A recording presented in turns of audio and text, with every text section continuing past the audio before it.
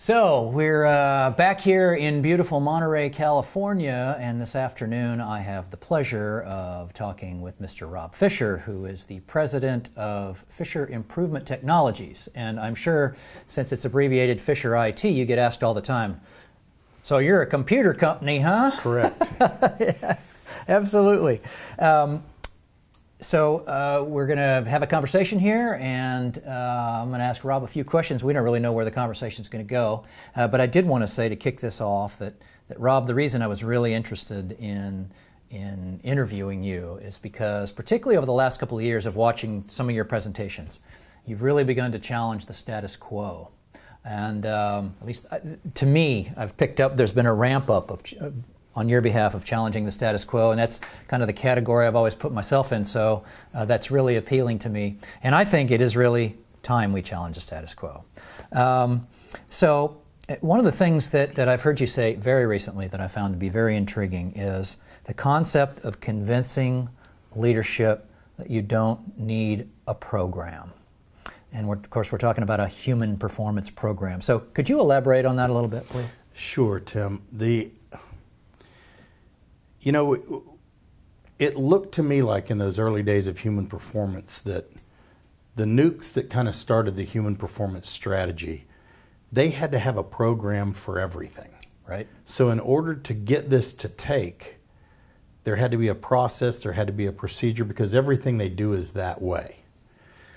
And when that got translated to the next generation of people outside of nuclear that may want to reap the benefits of understanding human performance concepts, the only way some of the nukes knew how to give it was through the program that was actually supported and what do they call them, best practiced by the peer organization.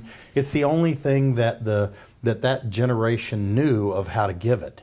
Those of us who kind of branched out and went to other places found out very quickly that that program wasn't going to work. You know, as consultants, we weren't going to make a living selling a program. That's exactly right. So a long time ago, I found out that it's never about people like you and I selling what we do.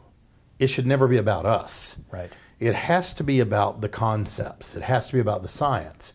And if those concepts and those science will help someplace get better, it's our obligation to tell them about the science and concepts. They'll figure out who to use. But almost every time you tie something to a program, it's tied to a person or a group.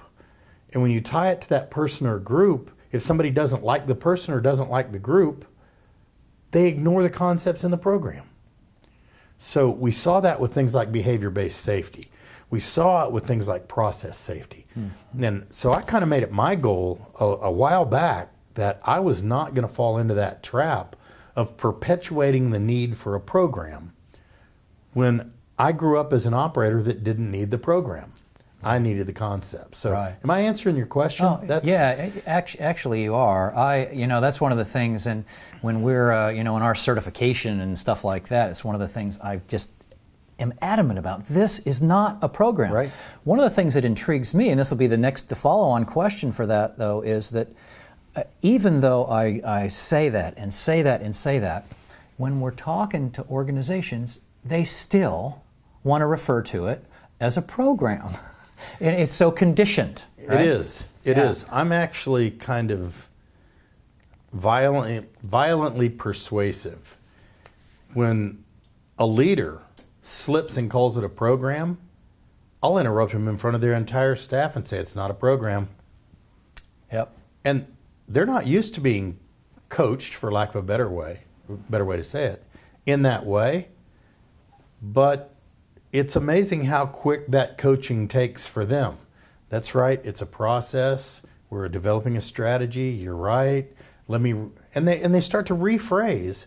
And once their organization sees that they're willing to look at this differently and to treat it differently, and it's about the management behaviors as opposed to the program, it actually happens very quickly. Yeah. That piece, they actually start calling other things non-programs. Yeah. Do we really have a process safety program? I don't know that we've got a program for that. We used to, I think, but yeah, not anymore. Yeah, so I think sometimes the senior leadership doesn't have anybody to coach them. Yeah. Right. So when they default, one of the things that we try and do when we go in is say, I'm going to give you some new behaviors to hold each other accountable to. And I'm going to let you stew on that for a little while. And one of the things is don't call it a program. So when you hear somebody call it a program, before the pressure of the organization is there, when you're just amongst yourselves, correct that behavior. If you can correct that one, the ones we're going to ask you to do as the integration begins, those are going to be easy. But they're already used to coaching each other when we're not there. Yeah. So a lot of times you see when it's only when you and I are there that they try and exhibit the behaviors. Right. But we actually challenge the organization to start doing some of those simple behaviors when you and I aren't there. Right. So that when we come back, if we see them, we can kind of look around and say, whoa, who wasn't holding this guy accountable for calling this a, we're a month in. Yeah. And you're still using the P word. Yeah, the P So word. we can't move forward Yeah. to get the benefit to your organization till you guys stop doing that. So let me know when that happens. Yeah. And they realize that it's something different at that point. Yeah.